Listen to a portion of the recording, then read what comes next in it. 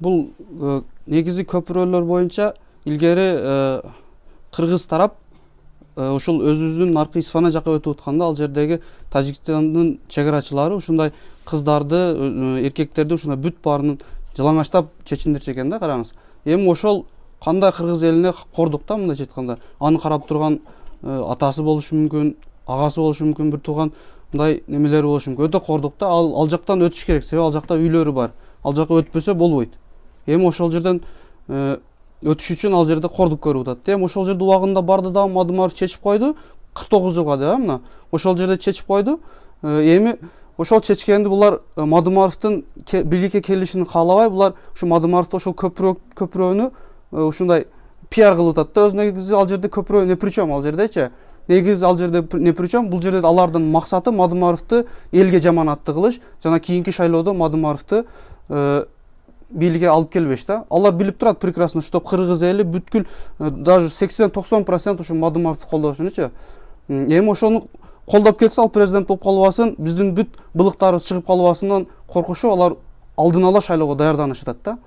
Эми караңыз, эми ушу бийликке кайрылат элем. Эгер ушунчалык эле силер ошол жакта туруп алып кыйкырып пиар кыла бербей, эгер ошончолук эле кыйын болсоңор, азыр мына 21-кылымда жашап атабыз, ошол 20-кылымда Мадымаров барып ошол кандай болсо дагы ошо кыргыз элине кордук көргөзбөй турган кылып чечип койду. Эми силер да ошондой кыйын экенсиңер, ал жакта туруп сүйлөй бербей, келгиле дагы ушу 21-кылымда бир өзүңөрдүн идеяңарды таап, асма көпүрө кыласыңарбы, же подземный кыласыңарбы, өзүңөрдүн бир идеяңар менен кылып туруп ошол жерди чечпейсиңерби? Ал жерде жок эле кичинекей болгону 100 метрлик жерди ушул пиар этип туруп, ушу Мадымаровду жаман кыла бербейчи? Бул жерде эми элдин үнүн угушуңар керек силер. Бул жерде көпчүлүк Баткен эли, бүткүл эле кыргыз эли ушу Мадымаровду колдойт. Мадымаровду чечен дейт. Чечен, силер да чечен болсоңор, сүйлөгүлө колуңардан келсе. Колуңардан келбесе, ал чечендигине неме кылып, ал Кудайдан берген белек. Талант ал. Ал өзүңөрдүн, мисалы президент Россиян Путин келгендеги Жээнбектин алдына жазган катаңарды карагыла. Илим министринин катачылыгы. Андай колдон келбеген нерсени Мадымаров эң бир туура айтат. Азыркы бул жеткен сабатсыздыктардын бийлиги деп. Караңыз, канча сабатсыздыктардын көрүп атабыз да, өзүбүз эле көрүп туюп атабыз. Бул жактан телевизордон көрүп, ушунчалык кейип интернеттен, фейсбуктан көрүп ушундай. Бир убакыттар келет, өздөрү өкүнө турган убакыт келет да.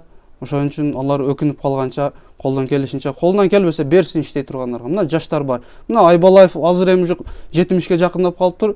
Аксакалын коюп, мешитке каттап, намазын окуп эле жүрө турган аксакал келип алып эми губернаторлукка талашып, губернатор болом деп, ошол анын максаты ошол болуш керек. Же болбосо анын баласы, же болбосо туугандары бир жакшы, бир акчалуу жерге ишке орношом, ушундай деген планда жүрүшөт да. Ошон үчүн Кудайдан берген талантты, молодец Мадымаров сүйлөйт, элдин талабын көтөрөт, жүрөктөн чыгарып сүйлөйт да. Эми ошондой болгондон кийин биз 80 бүт эле кыргыз эли колдойт аны.